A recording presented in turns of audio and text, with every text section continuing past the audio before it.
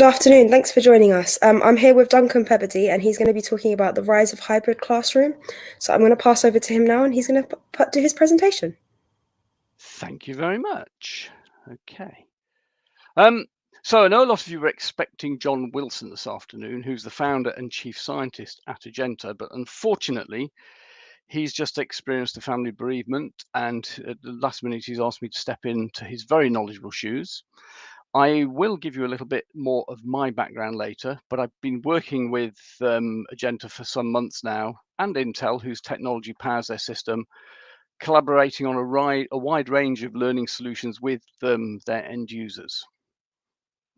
So I thought we'd just start, as we're talking about the rise of the hybrid classroom, and just take a moment to be clear what a hybrid classroom is. Now, I'm sure most people do know it, but there is some confusion out there. So by its very nature, something hybrid contains two elements. So hybrid cars, for example, run off two different fuels. Hybrid teas, for the horticulturists amongst us, are very popular roses in British gardens, and they've been artificially created by combining two different rose plants. So when it comes to education, a hybrid, or HyFlex as a lot of people call it, classroom is one where students are at the same time simultaneously present physically in the space and joining remotely. So I'm sure most of you are aware of that already, but I just thought it'd be worth being clear about that point. So isn't that just online or blended learning? I hear some people say. So fully online or blended learning, the types of things that people follow on EduCourse or Future Learning, things like that, is where the student engages with online material at a time and a place of their own choosing.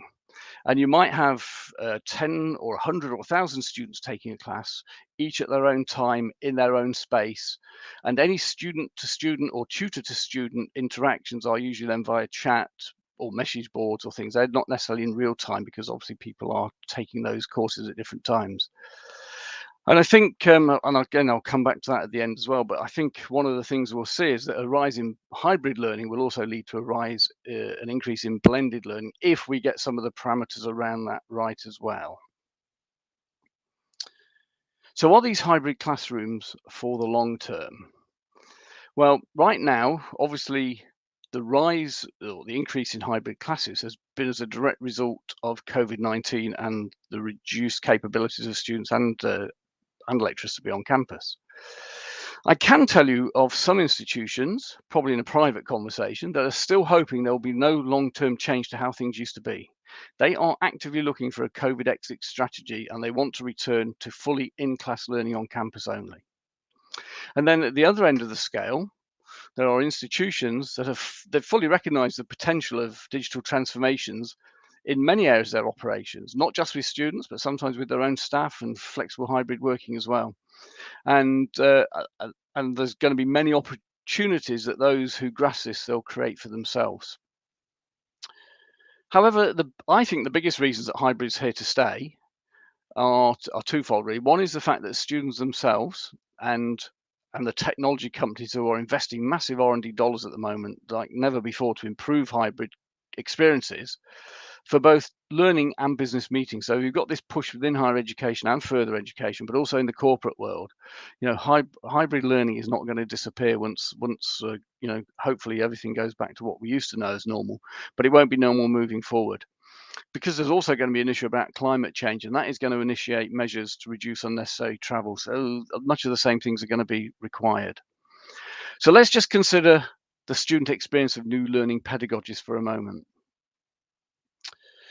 So I think most of you on this call today who will know me, they'll know me for the Digital Classroom Roadshow that I initiated back in 2015. Here you can see it in action at Swansea University, where they'd been talking about small group active collaborative learning, which is what this environment supports, for a number of years. They had a cross-campus working group established, but yet they hadn't invested in any spaces. And I think one of the reasons for that is those cross-campus people from estates and educational enhancement and all sorts of areas went off and saw things independently. They didn't see things together as a group.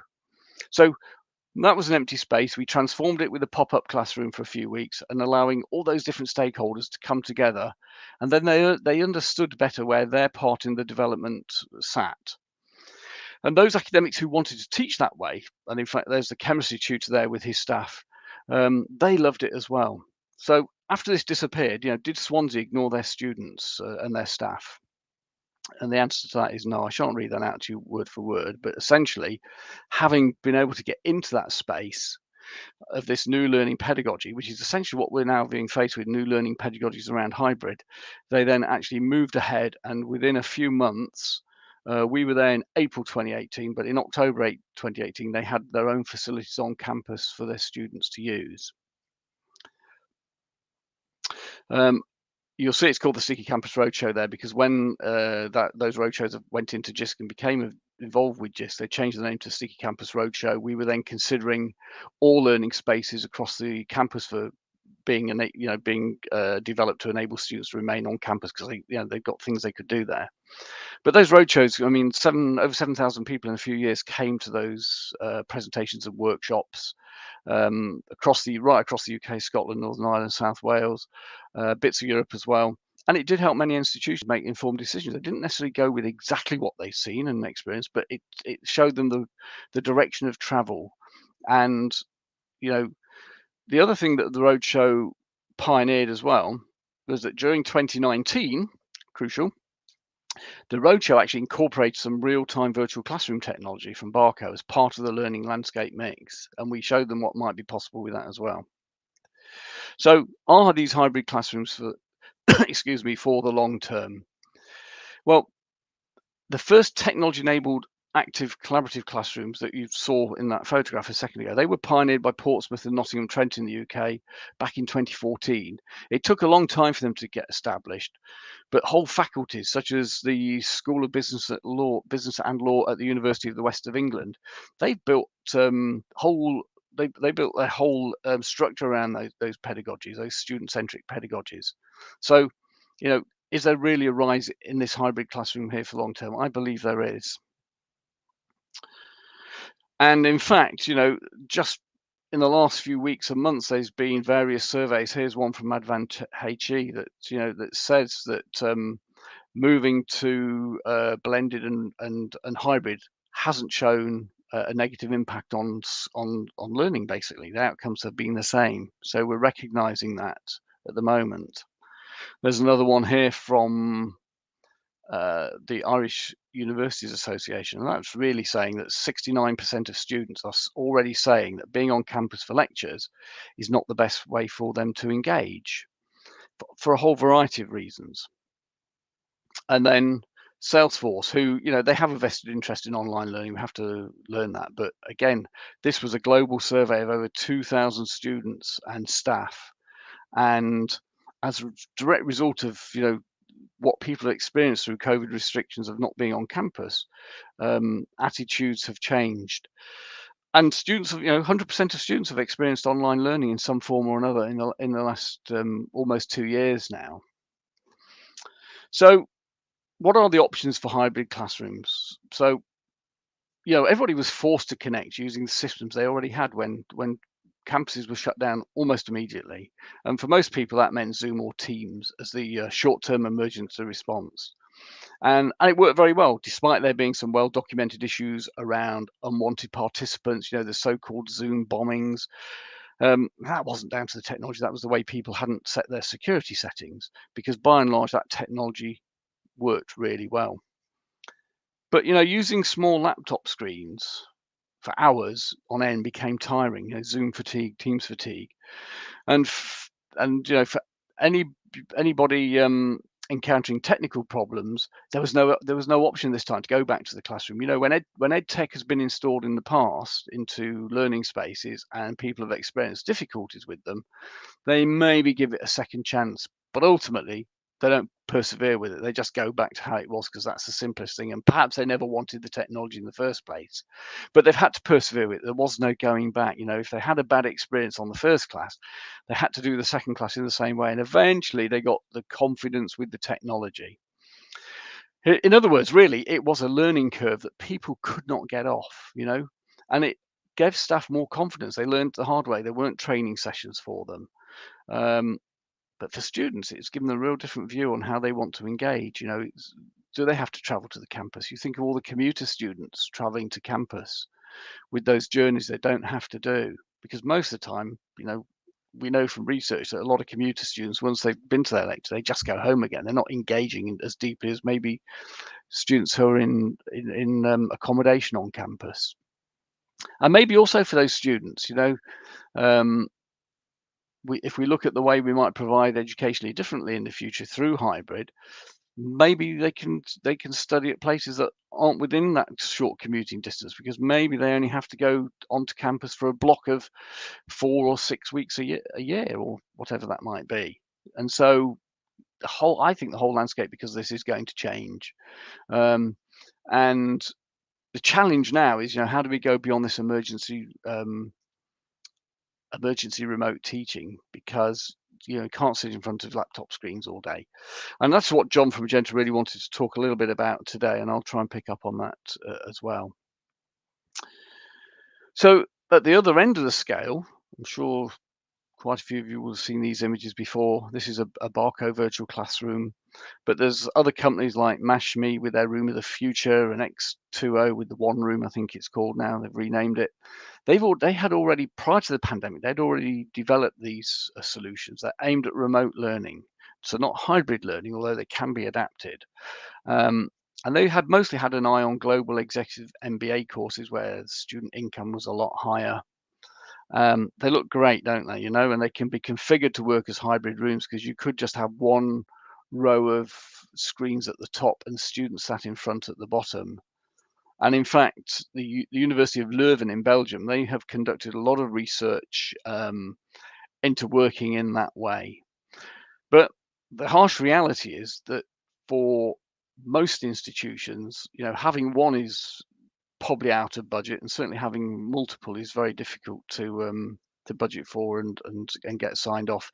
Essentially, they're too expensive to be scalable to meet the volume requirements of undergraduate learning. It's a little bit different when it comes to MBA learning. So, what are our options for hybrid classrooms then? I think we need something, if we're going to see this continued rise, and I think we need something that's affordable, can be scaled across the campus. They have to be simple to use. They have to be walk up to use. There don't have to be any questions about where do I connect, how do I connect, how do the students connect. It's just got to be really, really straightforward. We talk a lot again about providing this equity of learning. And really, we mean that a student isn't compromised in their learning by being either in class or remote. They have the same opportunities to do that. That is a real challenge. How do you make sure you're paying the same attention? How do you make sure, you've got to obviously ensure through technology that the audio is brilliant, so students remotely can hear as well as the students in class. But it's not just the technology; it's the pedagogies that you employ to engage and immerse students in their learning. So again, students that we don't want to compromise where they're going to be. And again, I just touched on it needs to be engaging and immersive for both sets of students. It needs to, for the students that are not there, they need to have that sense of belonging. They need to feel that they're integral to the learning, and not just simply logging on and viewing it as they might if they could come in at their own time. Remember, this is real time, students in both places together. So standard classroom, obviously usually a little bit bigger than that, more seats than that, but you have rows and columns of seats still. They're facing the front wall. On the front wall, which is where this image is projected, taken from, there will be a projector, or there'll be a large format panel, and say typically Zoom and Teams. And I've seen quite a few of these in the last few months as we've been consulting with several end user institutions. And over the summer, one of the institutions we've been at, they've upgraded a lot of their rooms. They've put in the old PTZ camera at the back. So, some of them don't automatically track, some do, but as the tutor moves around, they can track the tutor through that Zoom or Teams connection. So that's an improvement. Quite a few of them haven't improved the audio. It is still a lapel mic for the tutor. And that can be really difficult, because if a student asks a question, you might not hear it clearly, because if the microphone's on the tutor at the front of the room, you'll hear the response. You'll hear what the tutor says in response to that and how they answer it. But you've not always heard the question, and I think we've all experienced that and how frustrating that is. So what does this room look like for students if they're coming in remotely? We'll have a look at that again in a second. But the tutor can see in this instance, we can also upgrade the room now with screens at the back. We can add in any touchscreen or whiteboard into that as well. So again, the remote students see it as well as the students in room.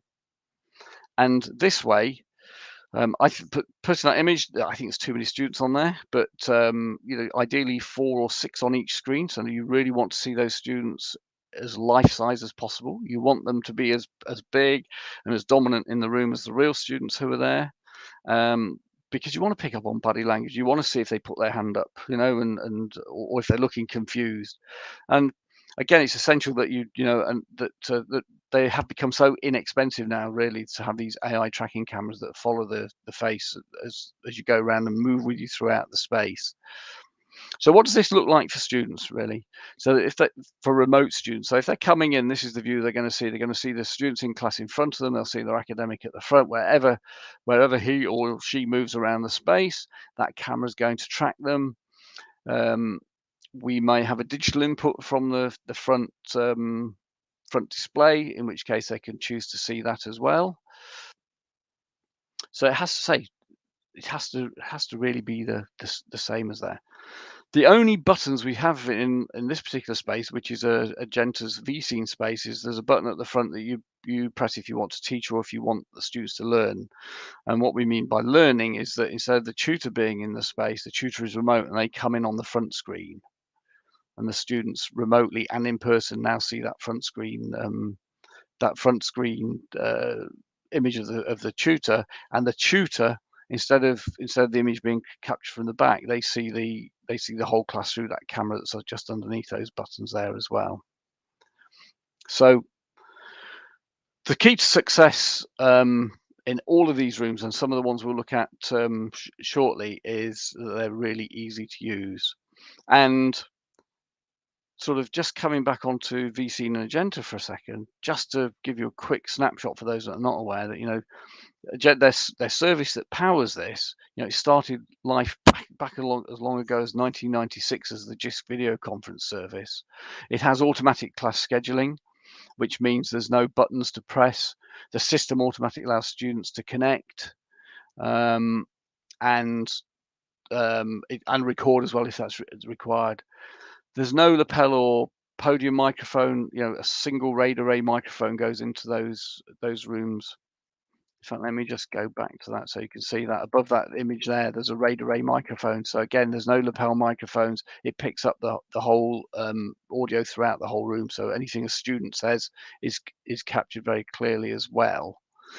So to create a room like this, it's the learning technologists that will have done all the heavy lifting to create the room and configure it. The admin people will have scheduled the students in, so as soon as the tutor comes in, they, when time's ready, they can just teach as normal. And I say we do tend to focus on the EdTech and the connectivity, but what does that look like from that student? You can put in the best camera, but you need to be, here's where the estates people come in again, because the wall colors, the lighting, the natural light differs at different times of the day. They can all subtract from that remote experience, and so they need to be considered as well. And just small improvements in each of those areas can make a big difference. So talked about vScene up to the present day, a little bit of a snapshot there. Again, very heavily involved just in education, just for government. Got the system within the UK is on the Janet network, fully GDPR. They interestingly offer a 10-minute in-call SLA, so any user, whether it's an academic or support or student or guest, somebody you've invited to join in, anybody's having problems, they can access support, and they offer a 10-minute resolution on that, which is pretty good as well. So simplicity of use refers to the engagement of technology, the walk up of use, the no buttons or just one button, because because essentially you do want academics to try and teach as normal, but how do we teach in a room like this? That these are some of the bigger questions. Are the attention spans of the two student cohorts different? How do we form breakout groups that have both present students and remote students in them? Do we want just to have a little, if we have a little huddle in the of students just in the room and then huddles of students not in the room, we've not got that equity of learning. So how can we do that? And we can do that. Are there any accessibility and inclusion issues that we need to overcome? Maybe we need to assess students differently, to how they're currently assessed. And then there's a whole topic about assessment and examinations and remote proctoring and things like that, which I'm not going to go into now, but they're all things that need to be taken into consideration. And what about other room consideration? That one room we just looked at, that's not right for everybody in every occasion. This is essentially the same thing, but just in a different format. It's different screens. This is at USP College in Essex. It's a brand new facility they've got. And at the moment, there's only enough remote participants to put one person on every screen. But as the next, very quickly, there's 20 screens there. When the next 20 students join, if that was the case, then there'd be two on each screen because it balances the load up and it looks like so that you've not got that compression of lots on one screen and not much on the others. So it's the same thing, but it's a different configuration, and you'll see it's resting right on the floor there for a particular reason. And that reason is because it can have multiple uses. So here you see it now as basically a giant video wall. And in this new facility at USP College, they're utilising it for other learning activities as well, not just to bring remote students in. There are some remote students in on this particular call at the moment, but essentially in this area, they're doing a lot of development with AR and VR. It's a performance area where they're using full body Tesla suits. And so again, one of the focuses on these hybrid rooms is what other use can we get out of them? They don't just have to be used for hybrid. Can they be used for just in room as well? You'll get a better return on investment and more usage if they can be. So that's something we should be looking to do. And again, another reason why there'll be a rise in these spaces, because they are more adaptable. If you think of lecture theatres, very one-dimensional unless you've got invested a lot of money in collaborative lecture spaces. Here's another space as well. This is Visual Learning Lab at the City of Glasgow College. This is very much a development. It's not a finished product. And it's very much a partnership between the college, myself, and some of the EdTech partners there, principally Intel, ViewSonic with the displays, Kramer with some collaborative technologies. And you'll see that we've got, it looks like an expanded desktop. It's actually a collage. So we've got those two screens hosting one desktop. We've got full interactivity across it. So now we've got a large writing area. There are some new screens coming next year where the bezels will get smaller and that bit in the middle will reduce, but it doesn't put too many people off. We can bring in different sources of information and very quickly snap them onto there. So one application to the left, one to the right. The left-hand one might be just presenting some theory with PowerPoint slide, and then on the right-hand side, we could bring in a live web page or something from the visualizer, or a student can cast something up there. So now we can reinforce that in a single panorama, and it's in an open plan space, as you'll see from the next slide, where it's actually being used with Electra and her students. And it's changed in the few months it's been there. We've changed some of the software, we've changed some of the usage models, and we're just learning from it at the moment. We've also got some video observation in there. If I go back a slide, you'll see that there's a little camera on the top of the screens there. We're doing some video observation of student engagement. It's totally anonymized, so it meets all GDPR. But there's, we're starting to build, well, can we build a smart campus around it? Can we do things, not just with the hybrid facility itself? And here's a couple of students who are actually using it, and they're honing their presentation and communication skills and talking to the rest of their class as well. So very much a work in progress, but something, again, that's hybrid. We can bring students in with Zoom or Teams, whatever we want to do in that space. and it's, as you can see, it's a sort of mobile system as well, although there are some challenges around that as well. So with all these different spaces, if hybrid's going to be here and it's going to be here for the long term, it needs to be successful. How do we measure that success? What is that success? There's many forms to that. Some I've not thought of, I'm sure, but here's a few, to offer up as well. It's not, I'll start by saying it's not right for every environment or undergraduate program, but it is here to stay because of what's happening in the workplace as well. And you could say, students learning in hybrid environments, that's what they're going to face when they go into the workplace. So it's a key employability skill today. So one of the things is not going back. If COVID was to suddenly end and we're completely free of it, what will happen? Will students want to go back on campus all the time? I don't personally think they will. I think that, some of the reasons that students went to campus a couple of generations ago for those life experiences, most students have already had those, but there are lots of good reasons for being on campus rather than just doing things remote. It's where we want to go and engage in small groups, that active collaborative learning. We may see a return of part-time students. So there's an opportunity to reach out to more people. And again, recruitment and retention, both, getting students to enroll staff to come and work with you as well. But success has to be about improving student outcomes. That is the biggest and the bottom line, really. That's where it has to be. And what is the future like? I think we'll see more blended online learning because we're starting to digitize everything more and more. There needs to be a radical improvement in the way digital content is created and delivered, for one. And if you think of all the other areas of our life, so music and travel and banking and healthcare, I did some doctor's appointments with a smartphone a few months ago. Went really well. And it's because it's driven by smartphones. So I think that's really important too. And I say room designs that are multifunctional. And that can mean different rooms, but also there's an interesting thing that John was going to tell you a little bit about today to sort of tease you, and that's to say that next year in one of these VC rooms, you won't just have to use VC, you'll have the option of using Teams or Zoom, so you're going to have a multifunctional environment to use what you want, which isn't the case today.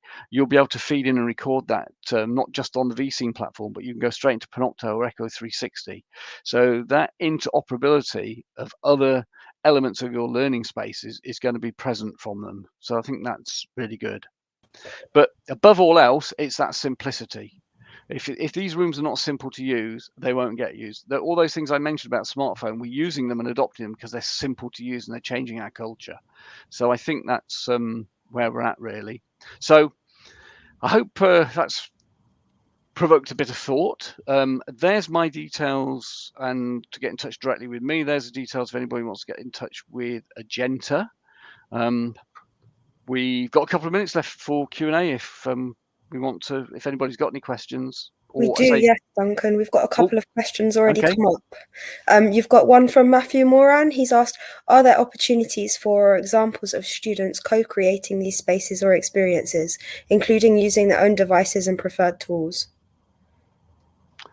I can just see that in the chat now. I couldn't see that a second ago. Let me just other opportunities. Yes, well, are there opportunities? I think as in the way that we did the roadshow and we let people create their own spaces to trial these things, I think that's a really key thing people should do. I don't think you should go and necessarily go and buy something straight away that's like the finished article. Go and get an experimental room and work those things out and develop them. There are places where they're working with students, and it's just gone straight out of my head where I'm thinking about, but I've seen somewhere, it's not in the UK, it's the University of Utrecht at the moment. They've got a Future Learning Spaces program, and they are doing it with students. They're creating the spaces, they're changing things, but that obviously takes a budget. It takes a willingness to do that, but that usually something really good comes out of that, because you're bringing everybody with you. Then you're bringing the students as well as the staff, and both of those are important elements. Obviously, for the next year's students that come in, they'll just be faced with what's probably there. But yeah, I mean, that the training is, I see another question about cognitive workloads and things like that. These are all things that, as well as being simple to use, that's mainly just the technology, but creating materials so so it, is beneficial to both students. Nobody's less, nobody's they've got that equity of learning is really key. Those attentions about how long should you have soft breaks and hard breaks in those sessions, they're all things that that we're trying to put together some sort of answers to. How do you teach in a space like this? Do you need to be on campus yourself? Do you not? You do, obviously, if you've got students there, but so yeah, and somebody's saying some students want to be remote. I don't think there's any one answer to this. And I'm trying to work with somebody on creating an experimental area where we can try out lots of different things. So we're a few months away from that, but I think in the new year we should have something that we can tell people about. I am actually talking again at the BETT show at the end of January. I'm hoping we'll be able to announce something then about those types of places where people can come and see different things. Because say one size doesn't fit all. No, that's definitely correct. I think there's so many different approaches that people can take to the classroom, and a lot of people have commented on your thoughts on equity and the cost of things as well. So definitely a lot of conversation going on and a lot more questions where this could go. It'd be great if we could continue the conversation over on Discord, or if you could share your slides in the resources channel as well for everyone, that would be great. Sure, I'll do that. Perfect. Thank you for joining us, Duncan. Okay, you're very welcome. Thank you.